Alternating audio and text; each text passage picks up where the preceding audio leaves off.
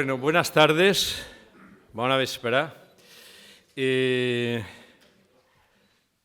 Querido concejal de Presidencia, Juan Díaz, bueno, a su lado quiero darle también la bienvenida al conferenciante, Abel Romero, también buen amigo y viejo conocido de esta casa, al comandante naval de Alicante, Joaquín Vegara, al comandante naval de Valencia, Jesús, muchas gracias por Valencia y Castellón. Como lo decía yo, tenemos todo el poder naval de la Comunidad Valenciana aquí esta tarde. Voy por orden de aparición, ¿no? Como las películas, no por protocolo. El coronel jefe de la Comandancia de la Guardia Civil de Alicante, también buen amigo, querido Joséchu, y el subdelegado de Defensa, también el coronel Juan Muñoz, Navarro. Nada, y a todos ustedes muchas gracias por venir, muchas gracias por su interés en estas jornadas de la mar. Hoy vamos a abordar un tema interesante y que yo creo que es el motivo, con su contrapunto, lógicamente, de por qué hemos llamado a estas jornadas, a 2025, la mar, fuente de riqueza y conflictos. Como su propio nombre indica, la mar, que es el espacio, lo que nos une a los continentes, lo que nos une, por tanto, a las civilizaciones, a los seres humanos, siempre ha tenido un protagonismo importantísimo. Antes era la fuente, el lugar, el camino de comunicación, no solamente para las mercancías, no solamente para el comercio, que ahora lo sigue siendo, sino también para las personas hasta que apareció la aviación. Y eso es hace 3 minutos. En lo que es la historia, bueno, en lo que es de la historia y el devenir de la humanidad no es ni hace 3 minutos, hace 2 segundos, cuando apareció la aviación. Digo que el contrapunto quizá lo ponemos en la siguiente conferencia, que hablará Charo Coll. Charo Coll es la directora de la Corporación Marítima Boluda, es una empresa valenciana importantísima a nivel internacional y en remolcadores es la primera del mundo, la primera. Tiene más de 400 remolcadores a través de todo el mundo, en todos los puertos de África, de Asia, de América, de Europa, y es, como digo, una empresa valenciana que a todos les sonará a ustedes, su propietario, su presidente, que es Vicente Boluda. Pues la directora general estará y nos acompañará. Fuente de riqueza que quizás la gente que nos antecedió, nuestros antepasados aquí en Benidorm, conocían muy bien, porque la mar fue una fuente de riqueza para las gentes de Benidorm, gentes de la mar. Y también de lo que hoy vamos a hablar, porque el mar de China, el Indo-Pacífico, el estrecho de Malaca, todas esas cosas, los marinos de Benidorm lo conocían muy bien, porque hacían la ruta con Filipinas, obviamente, primero en buques, en barcos de vela y después en barcos de vapor. Hay Juan lo sabe bien, uno de los grandes capitanes de Benidorm, el más importante por hechos históricos, don Antonio María Vives Orts, ya jubilado, viviendo al lado de donde me crié yo, en la calle Alicante, ya jubilado de la compañía transatlántica, era el capitán número 1 del escalafón. La compañía le llamó para inaugurar la nueva línea con Manila, la línea que unía la metrópoli, España, con Manila, con Filipinas. Es decir, que ese mar lo conocemos. Las historias de piratas, en el estrecho de Malaca, que siempre hubieron piratas. Ahora hablamos de otros sitios. Y además estamos hablando de un lugar que es fuente de conflicto, fuente de riqueza y que además estamos viviendo un momento histórico, verdaderamente histórico, y no histórico como utilizamos, ¿no? Porque, vamos, todo es histórico, ¿no? Escuchas el telediario y hay 100.000 cosas históricas todos los días. No en esa acepción de lo histórico, sino en la acepción de histórico en lo que es la historia de verdad de la humanidad. Europa, lo que nosotros somos, este continente en el que nosotros estamos, siempre ha sido el centro del mundo, siempre ha sido el centro del mundo, desde que el mundo es mundo, porque hasta que Cristóbal Colón, hasta que los reyes católicos no mandan a Cristóbal Colón y descubre las Indias, el mundo no era mundo, no se conocía el continente americano. Entonces habían potencias, sí que es cierto, estaba el Imperio Romano, la China fue un imperio, el mundo árabe, el Imperio Otomano, pero eran imperios regionales, imperios locales. El primer imperio global que hay es el español, la primera globalización, hablamos de Juan Sebastián Elcano en alguna conferencia, fue el Imperio Español. Desde entonces, es decir, desde el inicio de la Edad Moderna, Europa, Occidente, más que Europa, Occidente ha sido centro del mundo, porque al final los Estados Unidos son hijos de Europa, ¿no? Todo eso ha sido así, fíjense, cuando se descubre América, 1492, cuando empieza la era moderna. Desde la Edad Media hasta ahora, Europa, Occidente, ha sido el centro del universo. No ya del mundo, del universo. Pues eso ha cambiado. En los últimos 3 lustros, 2, 3 lustros, 10, 15 años, ha cambiado. Ya no somos el centro. Eso se ha acabado. Por eso el Trump ya esto de la OTAN ya no le interesa tanto y tal. Todo eso es histórico. O sea, no, es que histórico, todos los hechos son históricos. No. Nosotros, nuestra generación, los que ahora vivimos en este mundo, estamos viendo algo que desde finales del siglo o principios del siglo XVI no había conocido la humanidad. Y es Europa ha dejado de ser el centro del universo, el centro del mundo. Por eso hoy vamos a abordar una conferencia que, si tenemos gusto por la historia, por lo que está pasando en el mundo, por lo que nos rodea, yo creo que es de las más interesantes que podemos escuchar en estas jornadas de la Mar de 2025. Yo, como ya me he pasado de raya, y no voy a decir ni una palabra del conferenciante, sino solamente una cosa, que es el mejor que podíamos traer para hablar de eso. Porque para presentar al conferenciante quiero llamar al comandante naval de Alicante, a Joaquín Vegara, buen amigo, facedor de estas jornadas de la mar. Sin él estas jornadas no se podrían haber hecho, ya lo digo. Y bueno, y antes de terminar, decir 2 cosas. Una, que al acabar, como siempre, tendremos un vinito arriba para hablar un rato, así que por favor no se vayan sin tomarse ese vino o Coca-Cola, lo que quieran.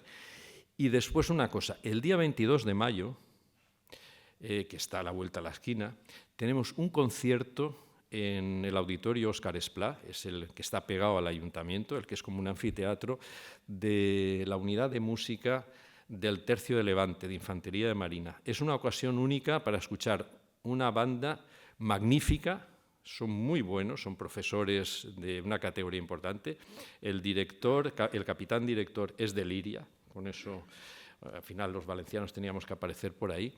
Y es una ocasión única porque esta banda no se prodiga en actos civiles, o sea, actúa en una jurabandera, en actos militares, etc.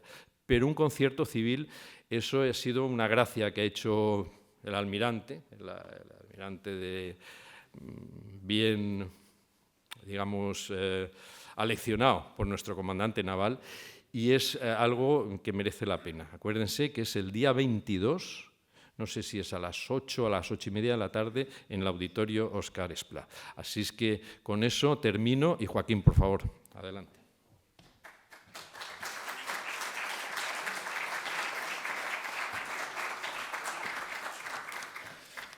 Bueno, pues un año más. Me corresponde a mí el privilegio de presentar al capitán de navío Abel Romero Junquera. Creo que es ya viejo conocido de todos, pero creo que hay que dar un par de pinceladas, recordar que principalmente pertenece a la promoción 388 de Cuerpo General, a la cual también me honro pertenecer, y está escalafonado justamente delante de aquí que le habla, lo cual dice mucho y bueno de mí, no de él. Bien, como joven oficial fue piloto, hizo el curso con la US Navy de piloto de reactores navales, y después pues terminado este curso, paso años volando los famosos Harrier de despegue vertical, aviones que están ahora un poco de moda, a ver si los cambiamos o nos quedamos sin esa capacidad. Es especialista en electrónica y, ahora que recuerdo, también hizo conmigo el curso de electrónica en la tristemente desaparecida Escuela de Transmisiones de la Armada, ahí en Vigo. No diré las notas, bueno, porque quedaría un poquito mal yo. Ha mandado con éxito 2 barcos, la Graña y la corbeta Infanta Cristina. En este punto me quiero parar porque he dicho con éxito, pero él cogió una corbeta y entregó a los 2 años un patrullero de altura. No es culpa suya, son cosas avatares de la historia, pero le tocó a él y son cosas que ocurren al final de la vida operativa de nuestras unidades. Lo más interesante quizás y lo que le trae aquí quizás son sus últimos años, ya capitán de fragata, capitán de navío, en los que pasó bastante tiempo en Bruselas como consejero en la representación permanente de la Unión Europea, llevando temas generales de seguridad y defensa, particularmente en ámbito marítimo. También participó dentro del Servicio Europeo de Acción Exterior elaborando la Estrategia Europea de Seguridad Marítima y pasó también algún poco de tiempo en el Centro de Operaciones de la Unión Europea. Por si fuera poco, estuvo 3 años destinado en el cuartel general de la OTAN. Con este currículum, no es extraño que actualmente se encuentre destinado en el Instituto de Estudios Estratégicos, analizando temas marítimos y otros relacionados con seguridad y defensa en el marco de la Unión Europea y de la OTAN también. Se me olvidaba comentar cosas importantes, como que es diplomado en Estado Mayor de las Fuerzas Armadas, ya se pueden imaginar con quién hizo el curso, conmigo, que está casado con su encantadora esposa Cristina, que nos acompaña hoy aquí, y que tiene 2 hijas, María y Cristina. Pues bien, creo que es la persona, bueno, estoy seguro que es la persona adecuada para hablarnos de las tensiones geopolíticas en el mar de China, y estoy seguro que así como el año pasado, con su intervención sobre el Ártico, nos dejó helados con su despliegue de conocimientos, este año no será menos y podremos decir al final de la charla que el capitán de navío Romero no nos ha engañado como a chinos. Querido Abel, el auditorio es tuyo.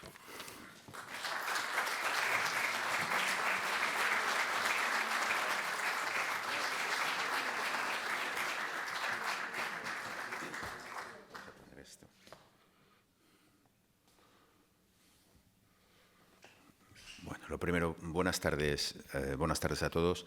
Lo primero, y antes de los agradecimientos, decir que es un verdadero placer y estoy absolutamente encantado de volver a Benidorm. Lo decía el año pasado, para un marino en Madrid se nos queda un poquito seco y lo que es volver a la costa y volver a oler el salitre, pues siempre es una oportunidad magnífica de salir de ese Madrid. Y eso que el Manzanares baja con mucha agua últimamente, pero no es lo mismo. Quiero agradecer, en primer lugar, al presidente de la Fundación Frax por la invitación a volver a participar. O sea, no debió de ir tan mal el año pasado para que me vuelvan a llamar. No sé si habrá otras razones. Agradecer al Ayuntamiento de Benidorm, con su concejal de presidencia presente, y agradecerles a todos ustedes su presencia y venir a escuchar esta charla sobre lo que está pasando en el otro lado del mundo. Bueno, mi último agradecimiento viene de parte de mi director, que siempre le gusta que le demos las gracias en su nombre. El Instituto Español de Estudios Estratégicos se honra en agradecer tanto a la Fundación como a Benidorm, como a la propia Armada en la organización de las jornadas y que cuente con el Instituto, aunque somos un poco todos de la misma familia, cuente con nosotros para participar activamente en estas jornadas. Bueno, y sin más dilación, empezamos un poco a hablar. Yo creo que el tema es relativamente interesante y relativamente desconocido lo que está pasando en el otro lado del mundo. De hecho, digamos, las partidas importantes se están jugando, como decía el presidente, no se están jugando ya en Europa. El presidente, voy a utilizar sus palabras casi de introducción, pero las luchas geopolíticas, digamos, las luchas de poder entre grandes naciones se están jugando en el Indo-Pacífico ahora mismo. La charla la hemos estructurado, vamos a ver si consigo que esto funcione. Sí. Muy rápidamente, después de una pequeña introducción, siempre me gusta hablar un poco porque es un tema, es una palabra que se utiliza muchísimo y yo creo que muchas veces se utiliza con poca propiedad, la palabra geopolítica. Todo el mundo habla de geopolítica. Bueno, vamos a explicar un poquito lo que es la geopolítica y vamos a explicar sobre todo la geopolítica marítima. Vamos a hablar esencialmente de cosas de la mar. Vamos a hablar de geopolítica en general, pero luego nos vamos a centrar un poco en la segunda parte, en la geopolítica marítima. Estados Unidos, el gran hegemón marítimo durante los últimos prácticamente 100 años, y China, que quiere competir con Estados Unidos y quiere convertirse en el nuevo hegemón o por lo menos ponerse a nivel marítimo de Estados Unidos. Y vamos a ver un poco cómo esas tensiones, esas disputas entre las dos grandes potencias actuales se están dirimiendo perdón, en el Indo-Pacífico. Vamos a ver lo que quiere China en el Indo-Pacífico, vamos a ver lo que está haciendo China, vamos a ver lo que está haciendo Estados Unidos y finalmente un poco lo que están haciendo los países, digamos, que están alrededor, los que un poco están sufriendo todas las acciones que están sucediendo en el Indo-Pacífico. Y le voy a dedicar 3 minutos, aunque no es el tema de la conferencia, a Taiwán. Cuando uno piensa en Indo-Pacífico, cuando uno piensa en tensiones geopolíticas, lo primero que piensa es en Taiwán. ¿Qué va a pasar con Taiwán? ¿Lo van a invadir? ¿No lo van a invadir? ¿Qué va a hacer Estados Unidos? ¿Qué no va a hacer? Bueno, daremos tres pinceladas sobre Taiwán. Antes de empezar a hablar un poco de lo marítimo y de geopolítica, reiterar un poco lo que ha dicho el presidente, lo que ha dicho Matías, sobre cómo está ahora mismo configurado prácticamente el mundo. Europa hemos dejado de ser el centro, ya hace prácticamente eso, 2, 3, incluso más décadas, pero ya somos prácticamente, no digo residuales, pero ya no estamos, no jugamos tanto en la mesa de los que realmente están decidiendo lo que pasa en el mundo. El mundo ha pasado en los últimos prácticamente 35 o 40 años, desde la caída de la Unión Soviética en el año 91, el mundo pasa durante unos 15-20 años lo que se llama el momento unipolar.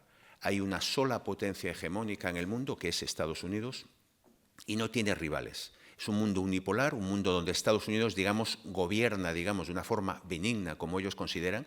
Es un hegemón benigno y gobierna más o menos el mundo. A partir de, podemos decir, la segunda década de este siglo XXI, hace unos 15 años, algunos analistas hablan del 2008, la invasión de Georgia por parte de Rusia, el mundo empieza a cambiar, el mundo empieza a ser multipolar, empiezan a surgir otros polos de poder. Estados Unidos ya no es el único polo y empiezan a surgir otros polos. China, que está ascendiendo económicamente y desde un punto de vista industrial mucho en los últimos, prácticamente desde la muerte de Deng Xiaoping, de Mao en el 78, que en 40 años consigue convertirse en la segunda potencia mundial y muy cerca de la primera. Hay que pensar que en el año 78 el PIB de China era casi menor que el de España. Ahora mismo es prácticamente unas 12, 13, 14 veces por encima.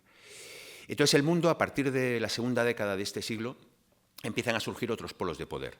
Lo que se llama en nuestra obra lo que son las potencias revisionistas. Son potencias, China, Rusia, Irán y Corea del Norte son las principales, que quieren cambiar el orden establecido. Ese orden mundial que ha establecido Occidente, particularmente Estados Unidos, desde el final de la Segunda Guerra Mundial, siguiendo, lógicamente, los intereses y los principios de Occidente. Un orden que ahora que estas potencias están alcanzando un cierto nivel de poder, lo quieren cambiar. La principal potencia que ya se encuentra en posición para cambiarlo es China. Y empiezan a surgir tensiones entre las dos grandes potencias. China quiere cambiar el orden establecido, quiere revisar ese orden para hacerlo más acorde con sus intereses nacionales, y Estados Unidos, digamos, en cierta medida, quiere mantenerlo. Y la gran batalla o la gran, digamos, disputa entre estas dos grandes naciones se produce en la mar. Es esencialmente marítima. También es industrial, también es tecnológica, hay bastantes más aspectos, también es comercial, pero en la mar es y lo iremos viendo a través de la charla, es un poco el ámbito en el que estas dos grandes potencias están compitiendo de una forma un poquito más dura. Una, la gran potencia, que no quiere dejar de ser gran potencia, y China, potencia en auge, que quiere ocupar el lugar o por lo menos compartir el lugar de Estados Unidos como gran potencia marítima.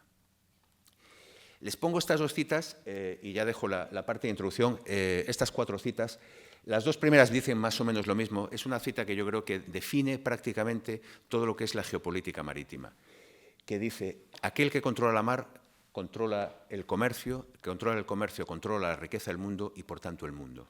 Esa es la gran escuela geopolítica marítima de Mahan. que viene a decir, con las mismas palabras, aquel que controla las olas, controla el mundo. Y debajo son dos citas de dos presidentes, de los dos últimos presidentes chinos, en los cuales China ya desde el año 2000, incluso desde finales de los 90 con las crisis del estrecho de Taiwán, pero ya en el año 2000 en los distintos seminarios y las reuniones del Partido Comunista se empieza a hablar en la necesidad de que China se convierta en potencia marítima. China es potencia industrial, China es potencia comercial, pero China no controla los mares. Y China se da cuenta ya hace 20 años que se tiene que convertir en una potencia marítima. Y ahora veremos cómo lo está haciendo y cómo está compitiendo con Estados Unidos. Geopolítica. Geopolítica es una disciplina que lo que intenta es explicar o razonar o entender cómo son las relaciones entre estados, entre potencias, entre países, intentando explicar esas relaciones con la variable que las explica es la geografía. Y cuando hablamos de geografía física, o sea, geografía mares, montañas, ríos, separaciones, etc. Geografía económica, hablamos de economía, hablamos de recursos, hablamos de petróleo, hablamos de dónde está, y geografía humana. Etnias, religiones, etc. Si metemos esas tres variables en una coctelera, bueno, podemos llegar a entender qué es lo que está pasando en las relaciones en una determinada área, en una determinada región, desde un punto de vista geopolítico. Geopolítica tiene, digamos, tres grandes escuelas que vamos a resumir rápidamente. Vamos a centrarnos esencialmente en la escuela geopolítica marítima.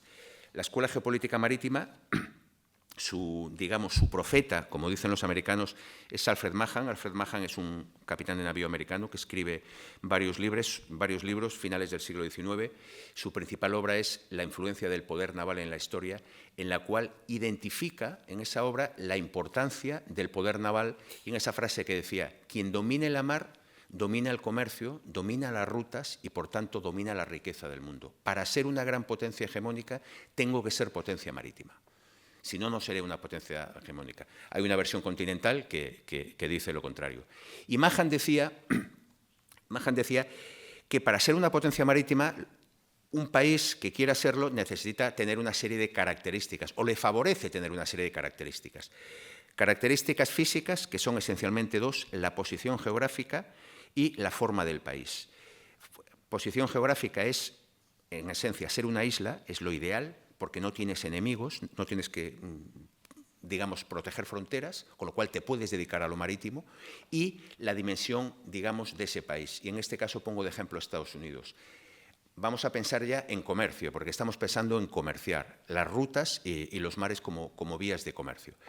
Estados Unidos tiene todo el Valle del Mississippi, que une todo el centro agrícola con el industrial hacia puertos que son favorables, que facilitan tanto el movimiento de mercancías y de materias primas dentro del país hacia los puertos y luego por las rutas. O sea, es un país favorable a todo ese comercio, tanto desde dentro para llegar a los puertos como fuera. O sea, necesitas unas costas y una configuración positiva. Extensión del territorio: necesito un país medianamente grande para ser una gran potencia y necesito una población mínima para ser una gran potencia. Incluso Holanda en el siglo XVIII fue una gran potencia marítima, siendo un país muy pequeño y un país con una población relativamente reducida. Controlaba bastante las rutas marítimas, incluso hasta el Pacífico y hasta el Indo-Pacífico. Y esa población de la que hablamos tiene que tener una característica que es mentalidad marítima. Tiene que tener, digamos, los ojos abiertos a la mar. O sea, pensar en marítimo. Y aquí pensamos rápidamente en los ingleses, pensamos en los holandeses, que siempre han vivido de cara al mar. O sea, son gente que siempre ha salido a la mar y ha hecho todo a través de la mar, sobre todo los ingleses y su gran imperio británico, que era en el fondo, era esencialmente un imperio marítimo. Y el tercer grupo de características son que esa población, ese país tenga espíritu comercial, sea un país capaz de producir cosas y poder comerciar con esas cosas y tener un gobierno que facilite toda esa transacción, de ese comercio con el exterior y tome las decisiones que tenga que tomar y no se encierre en cosas interiores, que mire un poco hacia afuera.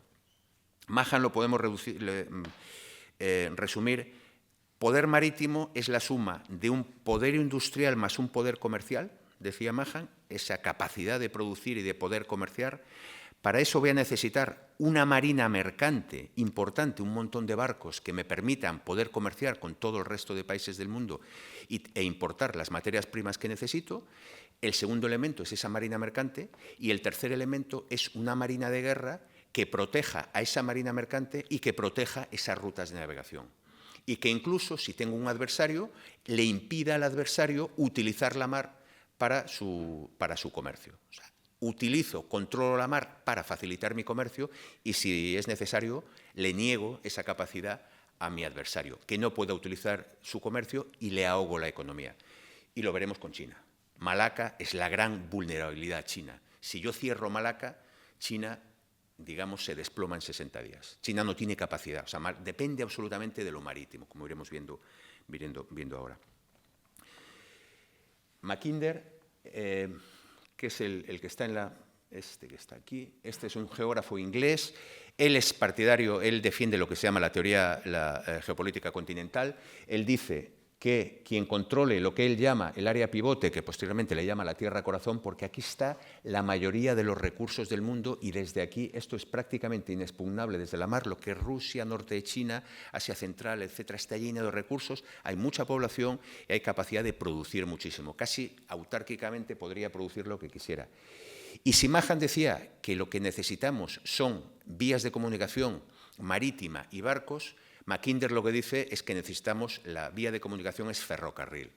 Toda esta zona es relativamente plana, con lo cual, todos pensamos en el transiberiano, es relativamente plano, con lo cual para Mackinder sería la forma de comunicarse, digamos, entre toda esta parte del mundo.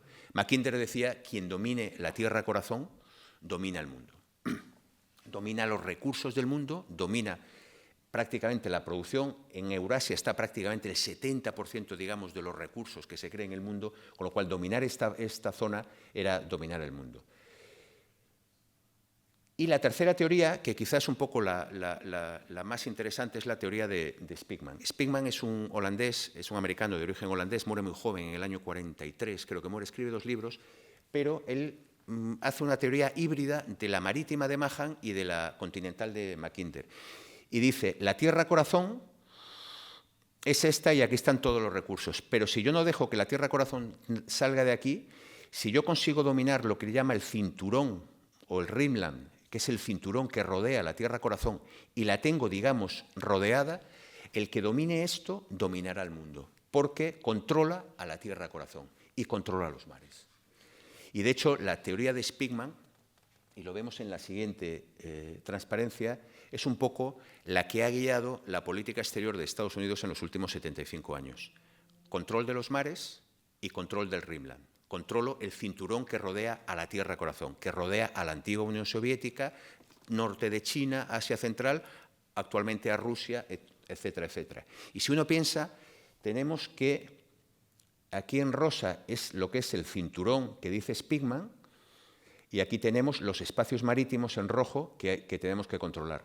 Si uno piensa en Estados Unidos en los últimos 75 años, Estados Unidos ha tenido muy buenas relaciones con Europa, nos hemos llevado bien, nos han protegido, hemos tenido la OTAN, durante todo el tiempo la política de contención de Kennan durante los años de la Unión Soviética, nos hemos llevado más o menos bien con Turquía, de hecho está en la OTAN, es un país islámico, pero nos llevamos muy bien con ellos, nos hemos llevado muy bien con Arabia, también parte del cinturón. Los principios democráticos, etcétera, etcétera, digamos, importan, pero nos hemos llevado bien con ellos, a pesar de que tenemos mentalidades muy distintas.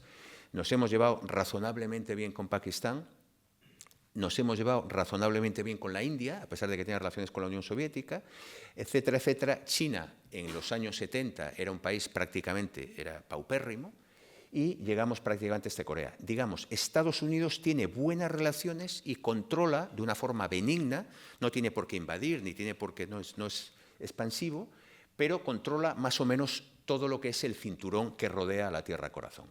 Y esa ha sido, en el fondo, si uno lo piensa, la política exterior de de Estados Unidos en los últimos 75 años. ¿Cuál es el problema que le surge ahora a Estados Unidos? Que en este cinturón le surge una potencia continental que es China, que no era nada hace 50 años, pero ahora mismo es muy poderosa y quiere romper este cinturón y hacerse la mar.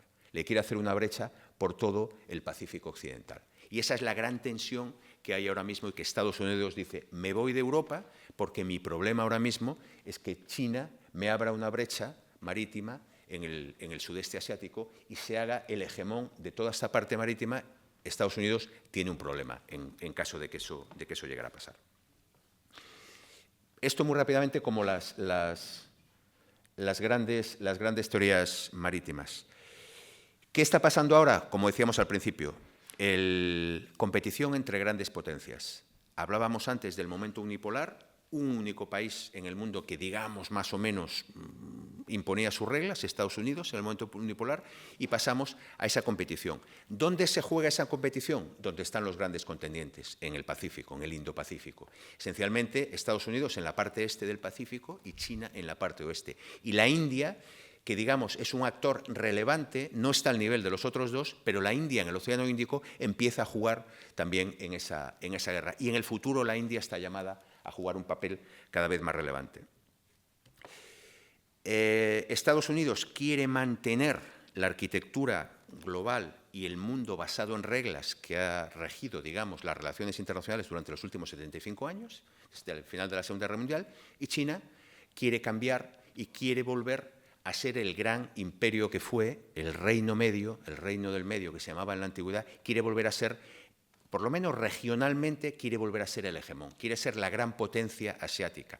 China defiende, al igual que los americanos defendían la famosa frase de Monroe, América para los americanos, China dice Asia para los asiáticos, que en el fondo está diciendo Asia para los chinos. O sea, China siempre fue el imperio del medio, tenía sus estados vasallos y sus estados tributarios que rendían, digamos, pleitesía al emperador en las distintas dinastías. Digamos, versión siglo XXI, China quiere volver a un estatus relativamente parecido. No es muy expansiva, o sea, igual que Estados Unidos, China no es expansiva territorialmente, no es muy expansiva, porque algo expansiva sí es, pero quiere volver un poco a que se la reconozca un poco como el centro, por lo menos, de su región. Y luego ya veremos hacia dónde vamos. China quiere tener, y es lógico, quiere tener el control de sus mares cercanos. Si recordamos, hace 100 años, 150 años, cuando los americanos nos expulsan a los españoles en el 98 del Caribe, los americanos le dicen a los europeos, no quiero ninguna potencia colonial, a los ingleses, a los alemanes, etcétera, no quiero a nadie en el Caribe es mi Mediterráneo. O sea, el Caribe es el Mediterráneo americano. Bueno, los chinos dicen que el mar del sur de China es su Caribe. O sea, es mi área de influencia, es mi esfera de influencia, igual que los americanos se han quedado, digamos, en cierta medida con el Caribe, con su zona cercana, los chinos propugnan quedarse ellos, o por lo menos tener en su esfera de influencia, en sus mares cercanos, ser ellos los que tienen la gran autoridad. ¿Qué hace China para ser una potencia marítima? ¿Qué quiere hacer China? Es paradójico. Igual que Estados Unidos, hemos visto los postulados de Mahan, esos 6 puntos, convertirse en una potencia industrial, convertirse en una potencia mercante, tener una gran marina y controlar los mares y negarle el uso de los mares al resto. China quiere hacer eso. Estados Unidos ha dejado un poco de ser potencia marítima, sobre todo en la parte mercante y en la parte comercial, es importante, pero ya no es lo que era, y China lo que está intentando es, paradójicamente, siguiendo los postulados de Mahan, China se quiere convertir en lo que Estados Unidos era hasta hace unos años. Quiere competir de igual a igual utilizando prácticamente los mismos principios.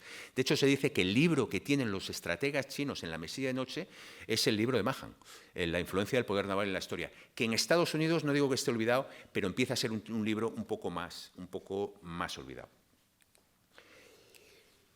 Muy rápidamente, decíamos que geopolítica es entender las relaciones entre los países, las potencias, utilizando como variable que explica esas relaciones utilizando la geografía. Vamos a ver el mar del sur de China, que es quizá el espacio donde hay una mayor competición ahora mismo entre estas dos grandes potencias desde un punto de vista geográfico. El mar del sur de China es un mar, parece relativamente pequeño, es este mar, nada más. Es este trozo, esto es Vietnam, Filipinas, Malasia y esto es Malaca, el famoso estrecho de Malaca. 3,5 millones de kilómetros cuadrados. El Mediterráneo tiene 2,5. O sea, es, vamos a decir, un 30 o 40% más grande que el Mediterráneo. O sea, es un mar relativamente grande. Es un mar relativamente poco profundo. Tiene una profundidad media de poco más de 1.000 metros, 1.200 metros. tiene zonas de 4.000, pero sobre todo la plataforma continental cercano a costa es relativamente poco profundo. Y una de las cosas que tiene es que supuestamente tiene bastantes yacimientos de petróleo, de gas y de determinados minerales, incluidas las famosas tierras raras que quiere todo el mundo ahora. En el mar del sur de China hay de todo. Y además de todo eso, hay pesca. Tenemos que pensar que China tiene 1.300 millones de habitantes y hay que darle proteínas a esos 1.300 millones de habitantes. China necesita muchísima pesca. Necesita todos los recursos que pueda para alimentar a su población. El mar del sur de China es un espacio magnífico. Pero geográficamente el mar del sur de China tiene una particularidad.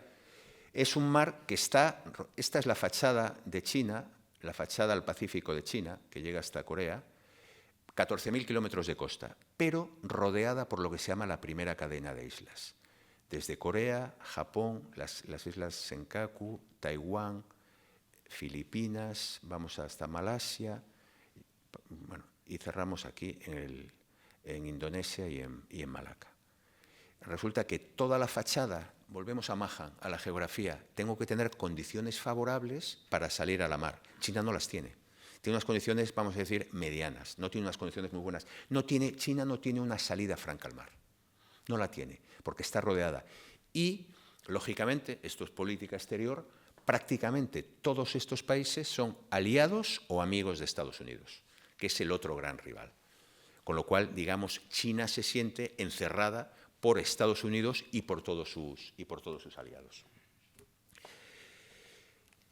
Más cosas de la parte geográfica. En el mar del sur de China, y luego veremos la importancia que tienen, hay dos, yo no les llamo archipiélagos porque no son islas realmente, son rocas, son bancos de arena, no tienen vida, pero son rocas de determinado tamaño que China, alegando derechos históricos que veremos ahora, China dice, de acuerdo a sus derechos históricos, que el mar del sur de China es suyo. Va en contra de lo que es el derecho del mar de Naciones Unidas, que dice que cada país tiene derecho a un mar territorial de 12 millas y tiene derecho de explotación económica hasta la milla 200 y en determinados casos de plataforma continental hasta la milla 350. China dice que no, que todo esto, 3,5 millones de kilómetros cuadrados, son suyos. Incluso esto que está pegado a Malasia o esto que está pegado a Filipinas y China está aquí, dice que es suyo. Bueno, eso es lo que dice China. China es una nación poderosa y, en el fondo, la ley en relaciones internacionales, el multilateralismo está muy bien, pero hoy por hoy, cuando ya hay competición entre grandes potencias, el multilateralismo, Naciones Unidas, digamos, tiene un papel, por desgracia, bastante menor del que debería de tener y no tiene capacidad de imponer esa ley del mar. Con lo cual, China está construyendo islas artificiales, y aquí vemos, esto eran unas rocas con un banquito de arena y China lo ha convertido en una base militar. China lo ha hecho aquí en las Paracel, que disputa con Vietnam, y lo ha hecho aquí en las Islas Spratly o en los, digamos, arrecifes de las Spratly también. Está utilizando una política de hechos consumados. Yo construyo una base militar, esto es mío, teóricamente, de acuerdo con el derecho del mar, no tiene derecho a hacerlo, pero la pregunta es, ¿y quién le va a decir que no lo haga? China monta la base, ¿y ahora quién le echa de aquí? Nadie.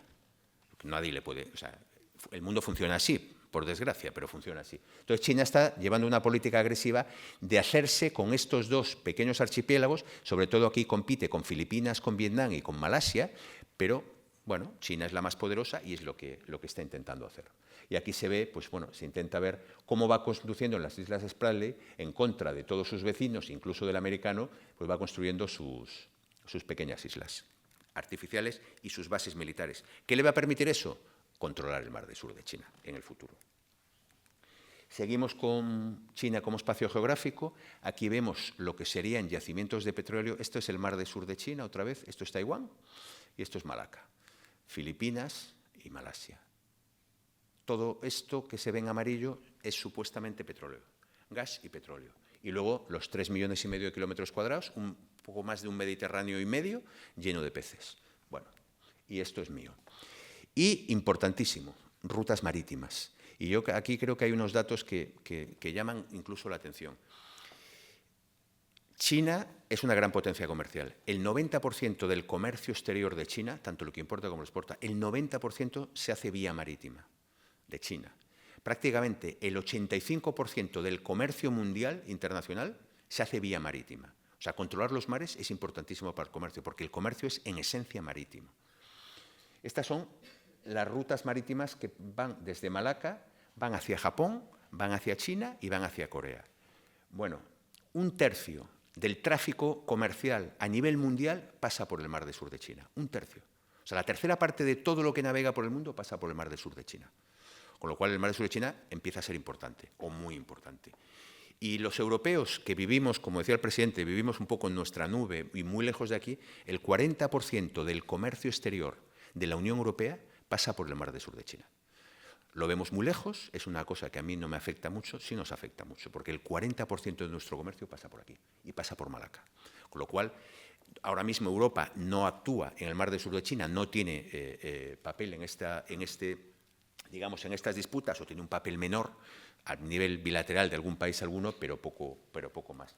Aquí se ven un poco los yacimientos, todas estas son exploraciones petrolíferas que está haciendo China, digamos, sin permiso de nadie, y el petróleo que vaya encontrando lo va a sacar sin decírselo a nadie.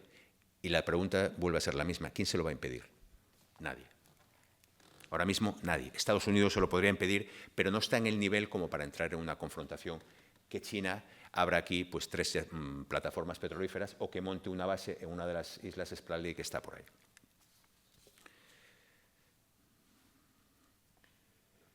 Esto quería ser un poco reflejar la importancia de la pesca, sobre todo para China, en la zona. Y lo último, como espacio geográfico, vemos China, de los 10 puertos portacontenedores, que digamos es el tráfico marítimo de alto valor más importantes del mundo, de los 10, 7 están en China. Uno está en Corea del Sur, otro es Singapur y otro está en el Pérsico. O sea, prácticamente todo el comercio marítimo mundial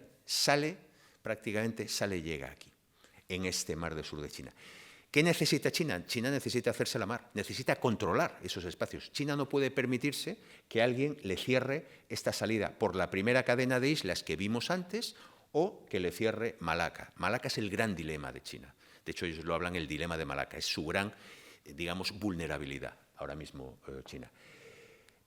Aquí vemos, esta imagen es un poquito antigua, pero China recibe petróleo prácticamente de la zona de Angola, pero prácticamente todo del Golfo Pérsico, sobre todo de Irán, países del Golfo. Por el estrecho de Malaca pasan, aquí pone 16, actualmente son unos 22 millones de barriles de petróleo al día, pasan por el estrecho de Malaca. El 80% del petróleo que recibe China pasa por Malaca. A Japón le sucede algo relativamente parecido y a Corea del Sur le sucede algo relativamente parecido. Pero el 80% del petróleo que recibe China pasa por Malaca. Y China tiene reservas para 60, 70 días de petróleo. Si yo cierro Malaca 60 días, China industrialmente se desploma. O sea, China no puede permitir que alguien le cierre Malaca. Necesita, volvemos a Mahan, tener una marina que le permita controlar las rutas de navegación, por lo menos mínimamente las más cercanas a China, que es esencialmente su salida al Pacífico y su salida al Índico a través de Malaca.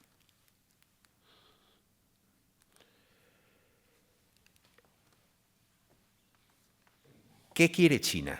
¿Qué está haciendo China ahora que ha ascendido a gran potencia industrial? Decíamos antes, China quiere volver a ser lo que fue con las dinastías, con los distintos emperadores. Quiere volver a ser el reino del medio, el reino del centro. El centro, digamos, el centro del mundo. Quiere ser el epicentro de este nuevo, de un mundo en red, por llamarle en terminología moderna, donde el nodo central sea China.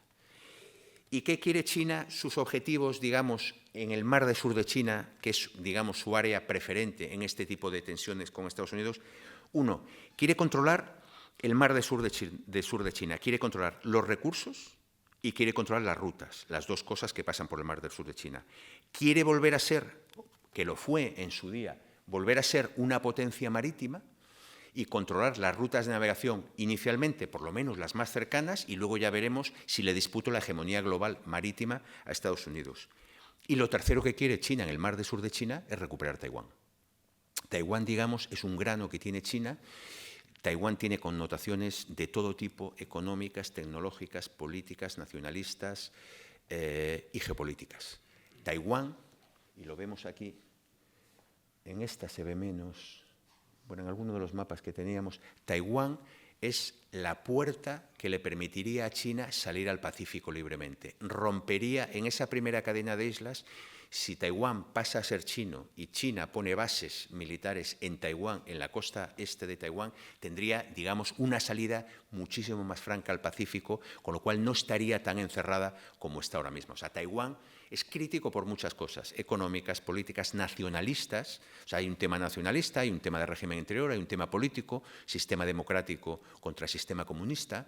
Hay que tener en cuenta que Taiwán es de acuerdo con el Economist, hace un índice de democracias del mundo, Taiwán en el del año 2024 es la democracia número 12 del mundo, en todo el índice. Está por delante de Francia, está por delante de España, está por delante de Estados Unidos, de Alemania. Le ganan 10 países europeos, esencialmente los nórdicos, y un solo país no europeo, que es Nueva Zelanda. O sea, es una democracia plena, ahora mismo Taiwán. En cambio, China es una dictadura comunista, con lo cual, digamos, desde el punto de vista hay un choque ideológico, con lo cual China, Xi Jinping, lo que quiere es traer a China, como llevó a Hong Kong, traerla otra vez, digamos, al redil. Aunque también hay que decir que Taiwán, a pesar de todo lo que se dice, Taiwán ha sido China 200 años. Taiwán, la primera vez que Taiwán fue China fue a finales del siglo XVII, cuando cae la dinastía Ming y los emperadores, digamos, la corte de la dinastía Ming se refugia en Taiwán, como pasó también con la China nacionalista de principio de siglo, y, digamos, la dinastía Qing, que fue la que sucedió a la dinastía Ming, invade Taiwán prácticamente en 1680. Hasta la guerra sino-japonesa de finales del XIX, que Japón se hace con Taiwán. Y Japón es el propietario de Taiwán hasta el final de la Segunda Guerra Mundial. Y luego, en la guerra civil, se exilan los nacionalistas que pierden la guerra civil en Taiwán hasta la situación actual. O sea, realmente Taiwán ha sido chino 200 años. Y antiguamente en Taiwán no había chinos de etnia Han, que son la etnia Han, que son la etnia china, sino que eran malayos esencialmente. Pero bueno, son temas un poco de geografía humana y étnicos. ¿Qué quiere China? ¿Qué reclama China? China reclama, dice que todo lo que hay dentro de esta línea, la llamada línea de los 9 puntos, es suyo. Lo dice por derechos históricos. El derecho del mar, ahora mismo en Naciones Unidas, no le da estos territorios, pero China alega que son suyos por derechos históricos. ¿Por qué? Porque había en el siglo XV, finales de prácticamente mitad de la dinastía Ming, tuvieron varios almirantes, el almirante He, que fue un almirante que hizo unos viajes por todo el Índico, por todo el Pacífico Occidental. Este es el 7º viaje del almirante que llegaba pues, hasta el Mar Rojo, llegó hasta el Pérsico y, digamos, controlaba China todos esos mares durante años y años. Bueno, China la dinastía Ming tuvo que volver y deshacer su marina para proteger sus fronteras del norte, de Mongolia, y construir la muralla, la Gran Muralla, y defenderse de todas las invasiones que tenía de los bárbaros, que decían ellos, del norte. Pero, como durante esta época fue el hegemón de los mares, China dice que tiene derechos históricos. No sobre todo, pero particularmente sobre el mar del sur de China. ¿Qué es esto? ¿Qué es toda esta zona? Bueno, eso es lo que alega China. El derecho del mar no le da la razón, con lo cual entramos en disputas. De hecho, ha habido disputas con Filipinas por determinados bancos de arena donde se pescaba en los alrededores, a 100 millas de la costa filipina, prácticamente 1.000 millas de la costa, 800 millas de la costa china, y China decía que esos eran sus espacios. Bueno, el Tribunal Internacional falló a favor de Filipinas y China, ¿qué ha hecho? No reconoce la sentencia y no hace caso omiso y sigue haciendo lo mismo. Política de hechos consumados. En este mapa vemos, yo creo que no se ve excesivamente bien, lo que serían los espacios de soberanía de acuerdo al derecho actual este es el de Vietnam, este sería el de Filipinas. Entonces China, digamos, todo esto que dice que es su espacio, bueno, aquí disputan todo este espacio, disputan todo esto, o sea, disputan un montón de espacio. Y lógicamente entre Filipinas, Vietnam y China normalmente no llegan a acuerdos. Ahora, quien manda, quien tiene más poder, tiene más poder. Para revertir la situación, ¿qué está haciendo, como decíamos antes, qué está haciendo China? Está siguiendo los postulados de Mahan letra por letra. Está creando una marina mercante china de nivel mundial. Actualmente, más del 50% de los barcos mercantes en tonelaje que se construyen en el mundo cada año se hacen en astilleros chinos. O sea, China produce más del 50% del tonelaje mercante mundial. El otro 40% lo producen entre Japón y Corea del Sur, y el otro es prácticamente un 7% del resto del mundo. O sea, toda la construcción naval mercante la está haciendo China ahora mismo.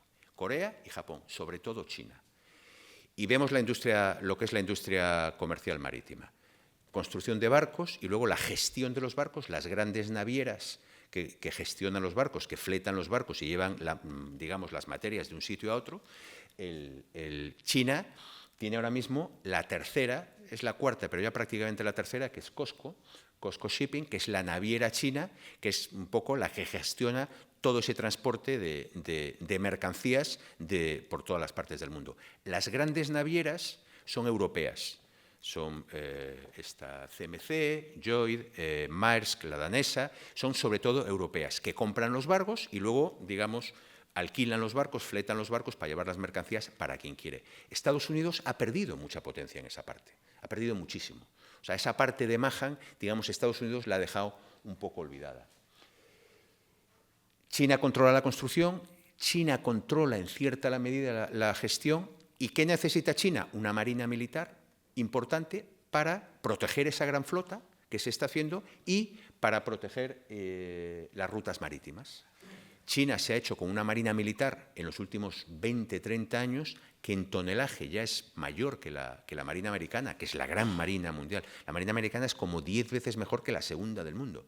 Bueno, pues China ya está, digamos, en tonelaje ya sobrepasado a la marina americana, en capacidad de combate todavía no, y le quedan, algunos dicen 15, otros 20, 25 años, pero digamos, China está intentando, digamos, competir de igual a igual a nivel marina con Estados Unidos. Si ya controlo el comercio, si yo soy la fábrica del mundo, produzco todo, tengo los mercantes, gestiono los mercantes y encima controlo las rutas, volvemos a la frase inicial y volvemos a Mahan. Quien controla los mares, controla la riqueza del mundo y, por tanto, el mundo. Con lo cual, China, digamos, está usando los postulados de Mahan para arrebatarle, o por lo menos para intentar discutirle la hegemonía marítima a Estados Unidos, que es el gran, digamos, discípulo que ha crecido en base a Mahan. Aquí vemos en las fotos pues, los nuevos portaaviones. China tiene ya 3 portaaviones, no está al nivel de Estados Unidos, pero va subiendo. Un servicio de guardacostas importantísimo, que hace muchísima actividad en el mar del sur de China, hace muchísima, digamos, disuasión y hace muchísimo hostigamiento a pesqueros de otros países y los echa. Dice, tú aquí no puedes pescar, aquí pescan mis barcos chinos. Y los echa cuando las aguas no son realmente, de acuerdo a derecho, no son realmente chinas. ¿Cómo está haciendo China toda esta política de hacerse con el mar del sur de China y de hacerse la mar? En esencia, está llevando una estrategia de intimidación.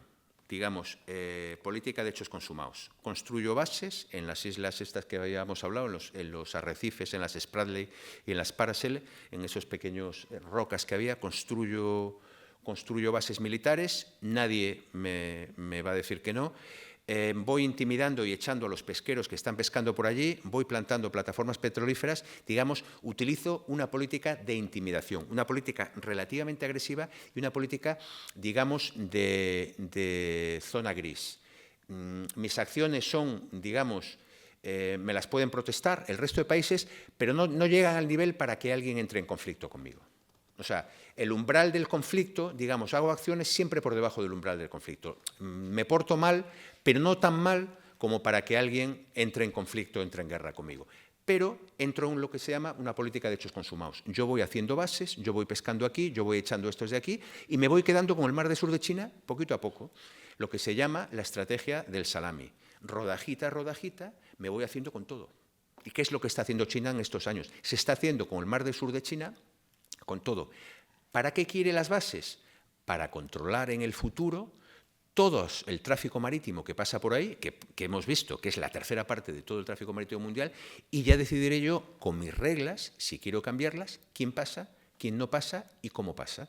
Ahora mismo, derecho del mar defiende la libertad de navegación, que es lo que defiende Estados Unidos, que es lo que defiende Occidente, que es lo que le interesa a Occidente, que es lo que le interesa a todos y que es en lo que ha crecido China. China ha crecido con las reglas de Occidente, pero ahora que ya es mayor, digamos, ya está al nivel casi del otro, ahora dice, bueno, pero ahora vamos a cambiar un poquito las reglas, ese orden basado en reglas que defiende Occidente lo vamos a cambiar un poquito y vamos a poner mis reglas. De ahí el nombre de potencias revisionistas. Quieren revisar el orden establecido y cambiarlo.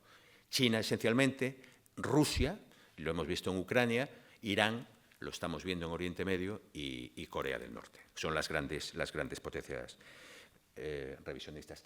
¿Qué piensan los países de alrededor de China? Y ahora lo veremos muy rápidamente. Enorme desconfianza. China no genera confianza.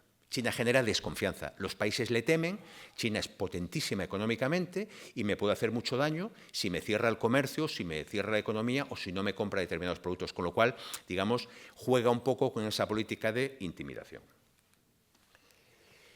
Bueno, yo creo que ya hemos hablado suficientemente de China. Estados Unidos, gran potencia hegemónica, domina los mares de una forma, digamos, pacífica y que casi no parece, pero está en los mares y, de hecho, muchas veces es como la policía, ¿no? Hay una sensación de seguridad en los mares porque alguien está protegiendo los mares. Es como la policía. Muchas veces pensamos que el mundo seguro no me hace falta. Bueno, pues cuando se vaya a policía seguro que las calles empiezan a ser menos seguras. Bueno, pues en los mares es igual. ¿Quién está en los mares desde los últimos 75 años? Estados Unidos. ¿Por qué? Porque le interesa a él, el primero. Era la gran potencia comercial, era la gran potencia industrial y ahora mismo lo que pasa es que le ha salido un competidor, digamos, de su nivel, prácticamente de su nivel. ¿Qué quiere hacer Estados Unidos? En esencia, mantener a China encerrado, mantener la hegemonía global, la quiere mantener, y sobre todo su hegemonía marítima.